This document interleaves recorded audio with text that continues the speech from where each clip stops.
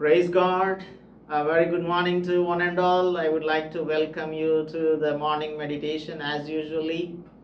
And I thank the Lord for bringing us together on the YouTube platform, Reformed Church of India. Let us pray before we start our morning meditation. Let's pray. పరిశుద్ధుడా మా ప్రియ ప్రభువా మా రక్షక వారి యొక్క ఉదయకాలమందు మీ పాదముల చెంతకు మేము వచ్చి మీ మాటలను ధ్యానించుటకు మాకు ప్రియులకు అనుగ్రహించిన ఈ గొప్ప తరుణమును బట్టి మీకు కృతజ్ఞతలు, వందనములు, స్తోత్రములు చెల్లిస్తున్నాం.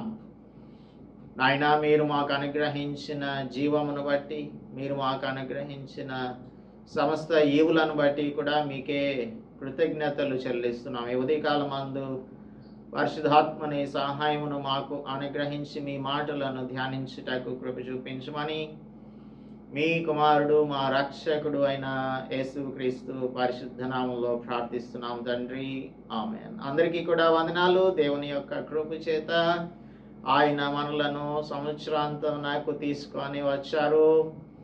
ఆయన మనలను బ్రతికింపజేస్తూ ఉన్నారు. ఆయన మాట కూడా మనలను ప్రతి ఉదయము కూడా బ్రతికింపజేస్తుంది.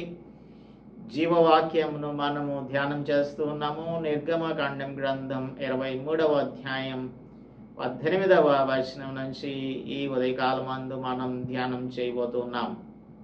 గతంలో మనం ఇశ్రాయేలీయులకు దేవుడు కట్టడగా అనుగ్రహించిన 3 annual feasts, సంవత్సరానికి 3 మార్లు ప్రతి పురుషుడు కూడా ప్రభు అయిన యెహోవా సన్నిధిని కనబడవలెను అని చెప్పారు. Feast of the unleavened bread అనగా పులియని రొట్టెల పండుగ, రెండవదిగా ఫీస్ట్ ఆఫ్ హార్వెస్ట్ కోత పండుగ, మూడవది ఫీస్ట్ ఆఫ్ టాబర్నకిల్స్ ఈ 3వ పండుగ. ఇది సంవత్సరాంతమందు ఫల సంగ్రహపు పండుగ ఆచరించాలి అని ఇశ్రాయేలీయులకు దేవుడు తెలియజేశాడు. వీటిని మనము గతంలో ధ్యానం చేసి ఉన్నాం.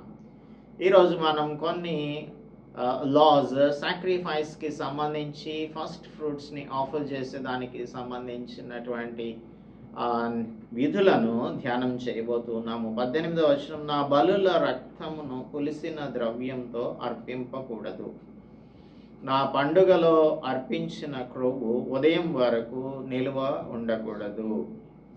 ఇది ఇప్పుడు మనకు పేగన్ కల్చర్లో కొన్ని విషయాలు ఉంటూ ఉన్నాయి. అవి ఏంటంటే, ఈ కనాను దేశమునకు ఇశ్రాయేలీయులు వెళ్ళినప్పుడు అక్కడ ఉన్నటువంటి వారు యబూసీయులు, తర్వాత హిత్తీయులు, గిర్గాషీయులు, అమోరీయులు అనేటువంటి వారు, మొత్తం 6 జాతుల వారు అక్కడ నివసిస్తూ ఉన్నారు. వారు వారి దగ్గర ఉన్నటువంటి, లేదంటే వారిలో ప్రబలంగా ఉన్నటువంటి కొన్ని ఆచారాలు దేవుని బిడ్డలైనటువంటి వారు ఆచరించకూడదు అని దేవుడు వారికి తెలియజేస్తూ ఉన్నారు. సో ఇక్కడ జరిగింది ఏంటంటే, ఈ పేగన్ కల్చర్లో ఫర్టిలిటీకి సంబంధించినటువంటి దేవతలు, దేవుళ్ళు ఉంటారు.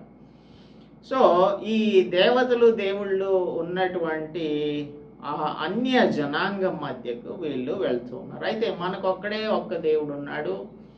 అది మనకు దేవుడైన యెహోవా, తండ్రి, కుమార, పరిశుద్ధాత్మ దేవుడు. సో ఈ కామన్ పేగన్ ఫెర్టిలిటీ రిచువల్ అనేది ఒకటి ఉంది. అది ఏంటి అంటే, ఈస్టర్న్ కల్చర్లో ఇప్పుడు మనం అనుకున్నాం కదా, 6 నేషన్స్ ఆఫ్ పీపుల్ ఆ క్యానన్లో నివసిస్తూ ఉన్నారు. వారి యొక్క ఆచారం ఏంటంటే, వారు అన్ని ఫ్రూట్స్ని గ్యాదర్ చేసుకొని ఆ ఫ్రూట్స్ అన్నింటినీ తీసుకొని వెళ్ళి మిల్క్లో బాయిల్ చేసేవాళ్ళు. అనగా పాలల్లో వారు బాయిల్ చేసి, ఆ బాయిల్ చేసిన దానిని they think that it is a magical way. 2018లో రాయబడి 22:18లో మనం చూసినట్టయితే, శకునము చెప్పు దానిని బ్రతకనీయకూడదు అని అన్నాడు కదా. దిస్ ఈస్ లైక్ మ్యాజిక్ చేసేటువంటి వారు. మ్యాజికల్ వేలో దీనిని కనుక ఫీల్డ్స్లోను, ట్రీస్ దగ్గర, గార్డెన్స్లోను, ఆర్చర్డ్స్లోను స్ప్రింకిల్ చేస్తే, అంటే ఫ్రూట్స్ని మిల్క్ని బాయిల్ చేసి దాని ద్వారా వచ్చిన మిశ్రమం ఉందే దానిని స్ప్రింక్లింగ్ చేసేవారు చెట్ల మొదళ్ళ దగ్గర, పొలాలలోనూ, అలాగే వారి యొక్క తోటల్లోనూ, వారి పండ్ల తోటల్లోనూ దానిని స్ప్రింకిల్ చేసేవారు. ఎప్పుడైతే దానిని స్ప్రింకిల్ చేస్తారో ఆ ఫాలోయింగ్ ఇయర్ వారికి చాలా ఎక్కువ క్రాప్స్ పండుతాయి అనేది వారి యొక్క నమ్మకం. ఇది ఒక మూఢనమ్మకం. అందుకే దేవుడు ఏమంటున్నాడంటే, మీరు బలులను అర్పించేటప్పుడు పులిసిన ద్రవ్యంతో అర్పించకూడదు, నంబర్ 1. రెండోది, పండుగలో అర్పించవలసిన క్రొవ్వు ఉదయం వరకు ఉండకూడదు. ఆ తర్వాత చెప్తూ ఉన్నాడు, నీ భూమి ప్రథమ ఫలములో మొదటి వాటిని దేవుడైన యెహోవా మందిరమునకు తేవలెను, మేక పిల్లను దాని పాలతో ఉడకబెట్టకూడదు అని అంటున్నాడు. So let us first see, బలుల రక్తమును పులిసిన ద్రవ్యంతో కలపకూడదు. పులిసినది అంటే పాపం నాకు సాదృశ్యం. It is a symbol of sin and corruption. So this atoning blood can never be offered with the unleavened bread. ఈ పులిసిన దానిని మన జీవితాలలో ఉండకూడదు. See how the Lord is telling the Israelites some thousands of years ago. అపోస్తలుడు Paul కొరింథీయులకు రాస్తున్నటువంటి మొదటి పత్రిక 5వ అధ్యాయంలో 6వ వచనం నుంచి చదువుతున్నాను. 5:6, మీరు అతిశయపడుట మంచిది కాదు. పులిసిన పిండి కొంచెమైనను ముద్దంతయు పులియజేయునని మీరెరుగరా? మీరు పులిపిండి లేని వారు గనుక క్రొత్త ముద్ద అవుటకై ఆ పాతదైన పిండిని తీసి పారవేయుడి. పాతదైన పిండిని తీసి పారవేయుడి. Suppose if somebody has to offer a sacrifice, he cannot offer the sacrifice having the leavened bread in his home. First he has to throw it out. బయట పారవేయాల్సి ఉంటుంది. అందుకే క్రొత్త ముద్ద అవుటకై ఆ పాతదైన పులిపిండిని తీసి పారవేయుడి. అంతేకాక క్రీస్తు అను మన పస్కా బలి పశువు వధింపబడెను కనుక పాతదైన పులిపిండితోనైనను దుర్మార్గతయు దుష్టత్వము అను పులిపిండితోనైనను కాకుండా ఏం చేయాలి? పులిపిండి పాతదైన పులిపిండితోనైనను అంటున్నాడు. మ్యాలిస్ అండ్ వికెడ్నెస్, దుర్మార్గత, దుష్టత్వం, మ్యాలిస్ అండ్ వికెడ్నెస్ అనే పులిపిండితోనైనా కాకుండా నిష్కాపట్యమును సత్యమును అను పులియని రొట్టెతో పండుగ ఆచరించుతాం. So the malice and wickedness must be replaced by truth and clear conscience. నిష్కాపట్యం, మనలో ఎటువంటి కపటం ఉండకూడదు, మనం సత్యం ఉండాలి. ఈ రెండిటికి సాదృశ్యం ఏంటంటే పులియని రొట్టె. ఈ పులియని రొట్టెతో మనం పండుగ ఆచరించాలి. అంటే మనం నిష్కపటంగా జీవించాలి, సత్యవంతులంగా జీవించాలి. ఈ నిష్కపటంగా జీవించటం, సత్యంగా జీవించటం అంటే దుర్మార్గత, దుష్టత్వం అనేవి. దుర్మార్గత అనేదేమో that comes from our mind, మన ఇంటర్నల్ ఆస్పెక్ట్. అది మన మనస్సులో నుంచి వచ్చేటువంటిది దుర్మార్గత. అది it is related to thinking of a man. కానీ దుష్టత్వం, ఈ వికెడ్నెస్ ఉందే, it is related to the deeds. If you have this malice in your mind, you have to take it out. ఈ పులిసినటువంటి దుర్మార్గతను మనం తీసి పారవేయాలి. అది తీసి పారవేయకపోతే దుర్మార్గత కింద మారుతుంది. అంటే it comes into deeds, మన యొక్క క్రియలలోనికి అది వచ్చేస్తుంది. Thinking, we put our thoughts into action. కాబట్టి వీటిని విడిచిపెట్టేసి మనము నిష్కపటంగాను సత్యంగాను పులియని రొట్టెతో పండుగను ఆచరించాలి అంటున్నాడు. నా పండుగలో అర్పించిన క్రొవ్వు ఉదయం వరకు నిలిచి ఉండకూడదు. దీన్ని ఏం చేయాలి? ఈ క్రొవ్వును దేవుని కోసం మనము ఇచ్చినప్పుడు the sweet smelling aroma, it is like a sweet smelling aroma unto the lord. ఇది దేవునికి మనం ఏదైనా అర్పించినప్పుడు సంపూర్ణంగా అర్పించాల్సి ఉంటుంది. You cannot save it for tomorrow or you cannot reserve it for later. దీనిని మనము తర్వాత దేవునికి ఇచ్చేదానికి దాచిపెట్టి ఎట్టి పరిస్థితుల్లో కూడా ఉంచకూడదు. లేవియకాండం 19వ అధ్యాయం 6వ వచనం ఏం చెప్తుంది అంటే, మీరు బలిని అర్పించునాడైనను మరునాడైనను దాన్ని తినవలెను. సమాధాన బలిని గురించి చెప్తూ, అర్పించునాడైనను మరునాడైనను దాన్ని తినవలెను, 3వ నాటికి మిగిలి ఉన్న దానిని అగ్నితో కాల్చివేయవలెను అంటున్నాడు. సో దీనిని అగ్నితో కాల్చేయాలి, కానీ దీనిని రిజర్వ్ చేయకూడదు. ఇక్కడ ఇంకా 3 days ఇచ్చాడు, కానీ అసలైతే ఇది మరునాటికి అసలు ఇది ఉండకూడదు. ఇక్కడ చెప్పిన దానిని బట్టి అయితే లేవియకాండంలో కొంచెం ఫ్లెక్సిబిలిటీ కనిపిస్తుంది. సో క్రొవ్వును మనం నిల్వ ఉంచకూడదు. You cannot reserve it. Complete portion should be given unto the Lord. In the same manner మన జీవితములను సజీవ యాగంగా ఆయనకు సమర్పించాలి అని అసలు పౌలు చెప్తున్నాడు రోమన్స్కి రాస్తున్నప్పుడు చాప్టర్ 12లో. సజీవ యాగములుగా దేవునికి సమర్పించినప్పుడు మనలో మిగిలింది, మనకు సంబంధించిందంటూ ఏముండదు. we belong to the Lord and we are his people. So nothing is remaining in us, but everything belongs to him. ఆయనకు సంబంధించినటువంటి వారం మనం. అందుచేత మనము భూమి ఫలమును దేవునికి అర్పించేటప్పుడు పులిసిన ద్రవ్యంతో అర్పించకూడదు. పండుగలో అర్పించిన క్రొవ్వు మొత్తం కూడా ఆయనకు అర్పించాలి. ఆ తర్వాత నీ భూమి ప్రథమ ఫలంలో మొదటి వాటిని దేవుడైన యెహోవా మందిరమునకు తీసుకొని రావాలి. So in contrast to the pagan culture, they have to bring the first fruits unto the temple of the Lord. అలాగే మేకపిల్లను దాని తల్లి పాలతో ఉడకబెట్టకూడదు అని ఇక్కడ స్పష్టంగా పేగన్ కల్చర్కి కాంట్రాస్ట్గా దేవుడు తెలియపరుస్తూ ఉన్నాడు.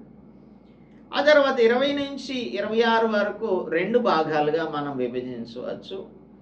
ఈ ప్రతి ఒక్క భాగంలో కూడా ఒక కమాండ్, దానికి కమాండ్ ఉంటుంది. దాన్ని మనం ఒబే అయితే దాని కాన్సిక్వెన్సెస్ ఏంటి, డిసొబీడియంట్గా ఉంటే దానికి కాన్సిక్వెన్సెస్ ఏంటి. దీనిని మనం డ్యూటరానమిక్ ప్రామిస్ అని చెప్తారు. డ్యూటరానమిక్ ప్రామిస్ అంటే ద్వితీయోపదేశకాండంలో మనం చూసేటువంటి వాగ్దానంలోనే అలాంటిదే ఇక్కడ మనకు కనిపిస్తుంది. 20 నుంచి 23 వరకు చెప్పబడుతున్నది ఏంటంటే, listen to the Angel. Angel is nothing but the angel of the lord. ఇక్కడ ఇదిగో త్రోవలో నిన్ను కాపాడి నేను సిద్ధపరిచిన చోటుకు నిన్ను రప్పించుటకు ఒక దూతను నీకు ముందుగా పంపుచున్నాను. Here we see the Messiah's presence. యేసు క్రీస్తు ప్రభు యొక్క ఏంజల్ ఆఫ్ ద లార్డ్ అంటే ప్రీ-ఇన్కార్నేట్ క్రైస్ట్. నిన్ను రప్పించడానికి, నీకు సిద్ధపరిచిన చోటుకి నిన్ను రప్పించుటకు ఒక దూతను నీకు ముందుగా పంపుచున్నాను. ఆయన సన్నిధిని జాగ్రత్తగా నుండి ఆయన మాట వినవలెను. ఆయనకు కోపం రేపవద్దు, మీ అతిక్రమములను ఆయన పరిహరింపడు, నా నామం ఆయనకున్నది. అంటే తండ్రి అయిన దేవుడు కుమారుని గురించి చెప్తూ ఉన్నాడు. అయితే నీవు ఆయన మాటను జాగ్రత్తగా విని నేను చెప్పినది యావత్తు చేసిన ఎడల నేను నీ శత్రువులకు శత్రువును, నీ విరోధులకు విరోధినై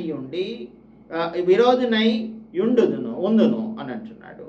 so I will be against your enemies if you obey to the angel of the Lord. ఈ ఏంజల్ ఆఫ్ ద లార్డ్కి మీరు కోపం పుట్టించకూడదు. ఆయన అతిక్రమములను ఏమాత్రం కూడా పరిహరింపడు అని చెప్తున్నాడు. So you should not disobey his words. ఆయన చెప్పిన దానిని మీరు తప్పక పాటించాల్సి ఉంటుంది. మీరు కనుక ఆయన మాటను వింటే ఆ 6 nations పీపుల్ని నేను మీ ఎదుట లేకుండా చేస్తాను. అమోరీయులు, హిత్తీయులు, పెరిజ్జీయులు, కనానీయులు, హివ్వీయులు, యబూసీయులు అనేటువంటి ఈ 6 జాతుల వారిని నేను సంహరిస్తాను అని చెప్తూ ఉన్నాడు. నేను సంహరిస్తాను, ఐ విల్ డెస్ట్రాయ్ దెమ్. కాబట్టి మాట వింటే శత్రువులను నాశనం చేస్తాడు, మాట వినకపోతే ఆ శత్రువులు మనలను బాధించేలాగా ఉంచుతాడు. అలాగనే కనుక మీరు ఆయన మాట వినాలి. రెండవది 24 నుంచి 26 వరకు కూడా, you should not worship their gods and you should not do according to their deeds. ఈ మనం కనాను దేశంలో నివసించుచున్న వారితో పాటు మీరు వారి దేవతలను ఆరాధించకూడదు, వారి క్రియలు మీరు ఏమాత్రమును కూడా చేయకూడదు. వారి దేవతలకు సాగిలపడకూడదు, వాటిని పూజింపకూడదు. వారి క్రియల వంటి క్రియలు చేయక వారిని తప్పక నిర్మూలం చేయాలి. ఇంకా వాళ్ళ యొక్క ఐడల్స్ని ఏం చేయాలి?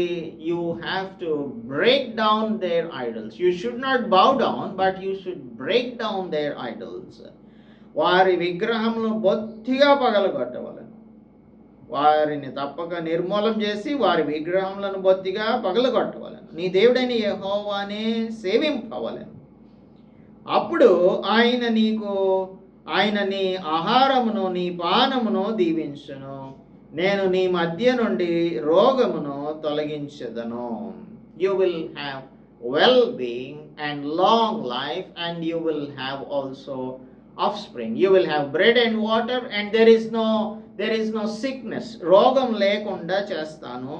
ఇంకా there is no miscarriage for your women. కడుపు దిగబడినదియు గొడ్డుదియు అంటే పిల్లలు లేనటువంటి వారు, గర్భఫలం లేనటువంటి వారు నీ దేశంలో ఉండరు. నీ దినముల లెక్క సంపూర్తి చేసేదను. So blessing from the womb to the tomb అని అంటారు. Blessing from the womb to the tomb. ఆయన మన ముదిమి వచ్చేటంత వరకు మనతో ఉంటాను. నీ దినముల లెక్కను సంపూర్తి చేస్తాను. If you obey. Obedience would guarantee fertility and long life. మీరు దేవునికి కనుక విధేయత చూపిస్తే మీలో గొడ్డుదేది ఉండదు, మిస్క్యారేజెస్ ఏమీ ఉండవు. తర్వాత మీకు లాంగ్ లైఫ్ని నేను ఇస్తాను, మీ దినముల లెక్క సంపూర్తి చేస్తాను. అనగా దేవుడు ఎంత కాలం అయితే మనం ఈ లోకంలో జీవించాలని ఆయన రాసి ఉంచాడో అన్ని దినాలు మనం ఆయన యొక్క బిడ్డలంగా, ఇఫ్ వి షో ఒబీడియన్స్, ఆయన మనలను ఆశీర్వదిస్తాడు. అందుకే యోబు గ్రంథంలో చివరి అధ్యాయంలో గనక మనం చదివితే యోబుని గురించి 42 అధ్యాయం 17వ వచనంలో 16వ వచనంలో చివరిలో, అటు తరువాత యోబు 140 సంవత్సరములు బ్రతికి తన కుమారుల కుమారులను 4 తరముల వరకు చూశాను. అంటే ఇక్కడ దినముల లెక్క ఈయనకు రాయబడి ఉంది. ఆ 140 సంవత్సరాలు కూడా చక్కగా 4 జనరేషన్స్ పిల్లల్ని చూశాడు. ఆ తర్వాత పిమ్మట యోబు కాలము నిండిన వృద్ధుడై మృతి చెందెను. కాలము నిండిన వృద్ధుడై, దేవుడు నిర్ణయించిన కాలం అంతా కూడా జీవించాడు. ఇక్కడ ఏం చెప్తున్నాడు? ఇక్కడ మనకు చెప్తున్నటువంటి మాట ఏంటంటే, నీ దినముల లెక్క సంపూర్తి చేసేదను. సో డ్యూటరానమిక్ ప్రామిస్ని మనం ఇక్కడ చూస్తూ ఉన్నాము. సో ఈరోజు మనం చూసినటువంటిది laws of sacrifice and offering first fruits. And also we have seen 2 other commands. Number 1 is you have to listen to the angel of the Lord. If you don't listen, he will not accept that. ఆయన ఒప్పుకోడు దాన్ని, మీ అతిక్రమంలో ఆయన పరిహరించడు. If you do not accept what he says, ఆయన మాట మీరు వినకపోతే మన శత్రువుల్ని ఆయన తీసేయడు. ఒకవేళ వింటే శత్రువులకు శత్రువుగా ఉంటాడు, విరోధులకు విరోధిగా ఉంటాడు. వీరందరినీ కూడా ఈ 6 నేషన్స్ ఆఫ్ పీపుల్ని ఆయనే సంహరించేస్తాను అని చెప్తూ ఉన్నాడు. తర్వాత you should not worship the pagan gods. అన్యజనుల యొక్క దేవతలను మీరు ఆరాధించకూడదు. అలాగనే వారి యొక్క క్రియలను మీరు చేయకూడదు. నీ దేవుడైన యెహోవానే సేవించాలి. అప్పుడు ఆహారము పానమును దీవిస్తాడు, రోగములు తొలగిస్తాడు. అలాగనే మన వారి యొక్క స్త్రీలలో కడుపు దిగబడినది ఉండదు, అంటే మిస్క్యారింగ్ అంటూ ఉండదు, గొడ్డుది కూడా ఉండదు అని దేవుడు ప్రామిస్ చేస్తూ ఉన్నాడు. ఇదంతా కూడా కండిషనల్ ప్రామిస్. నీ దినముల లెక్క అప్పుడు సంపూర్తి చేస్తాను అని అంటున్నాడు. So these are the laws which we have seen today, and we will continue the remaining part of the chapter tomorrow. Let us pray. పరిశుద్ధుడా, మా ప్రియ ప్రభువా, మా రక్షక, మీకు మేము మా జీవితములను సజీవ యాగములుగా సమర్పించుకోవాలి అని సాదృశ్యంగా మీకు బలులను అర్పించినప్పుడు ఆ ఫ్యాట్ ఏదైతే మీకు స్వీట్ స్మెల్లింగ్ అరోమాగా ఉంటుందో దానిని బర్న్ చేయాలి అని సెలవిస్తూ ఉన్నారు. దానిని రిజర్వ్ చేసి ఉంచకూడదు అని అంటున్నారు. ప్రభువా, మేము కూడా నాయన కొన్ని విషయాలను మీ సబ్జెక్షన్లోనికి తీసుకురాకుండా, కొన్ని విషయాలలో విధేయత చూపిస్తూ కొన్ని విషయాలలో విధేయత చూపించకుండా ఉంటున్నాము. అంటే మాలో పులిసినది అదే విధంగా ఉంచుకొని మీకు బలర్పించాలన్నట్టుగా అనుకుంటున్నాము. మేము నాయన మీ వద్దకు వచ్చినప్పుడు నిష్కలంకమైన వారముగా ఉండాలి. దుర్మార్గతను, దుష్టత్వమును విడిచిపెట్టి నిష్కపటమును, సత్యమును మేము కలిగిన వారంగా కనిపించాలి అని ఫస్ట్ కొరింథియన్స్కి రాస్తున్నప్పుడు అపోస్తలుడు పౌలు చెప్పిన విషయాన్ని కూడా మాకు జ్ఞాపకం చేశారు. మాలో ఉన్న పులిసినదంతా కూడా, పాపం అంతా కూడా, కరప్టెడ్ థింగ్స్ అన్నీ కూడా మీ పాదముల దగ్గరకు తీసుకొని వచ్చి వాటి ద్వారా మాకు నాయన ఉపశమనమును పొందగలగటానికి, మీ ద్వారా ఉపశమనమును పొందగలగటానికి, మరలా వాటి జోలికి వెళ్లకుండా ఉండటానికి సహాయం చేయండి.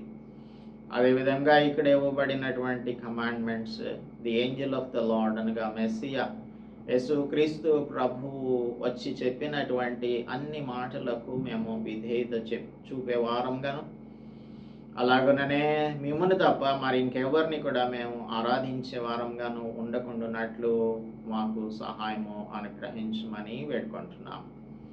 ఈ ఉదయకాలమందు ఈ వాక్యమును మా హృదయములలో భద్రపరుచుకున్నట్లుగా సహాయం చేయమని క్రీస్తు యేసు పరిశుద్ధ నామములో ప్రార్థిస్తున్నాం తండ్రి, ఆమేన్. దేవునామానికి స్తోత్రం. అందరికీ కూడా వందనాలు. మనలో ఉన్నటువంటి పులిపిండి అంతటిని కూడా తీసి మారవేద్దాం. క్రొత్త ముద్ద అవడానికి, క్రొత్త జీవితాన్ని జీవించడానికి ప్రతిదినము కూడా ఈ విధంగా పులిసిన దానిని మనం పారవేసి దేవునికి మన జీవితములను నిష్కపటమైన జీవితములుగా సమర్పించుకుందాం, సజీవ యాగములుగా సమర్పించుకుందాం. అందుకు దేవుడు మనందరికీ కూడా సహాయం చేయనుగాక. ఆమేన్.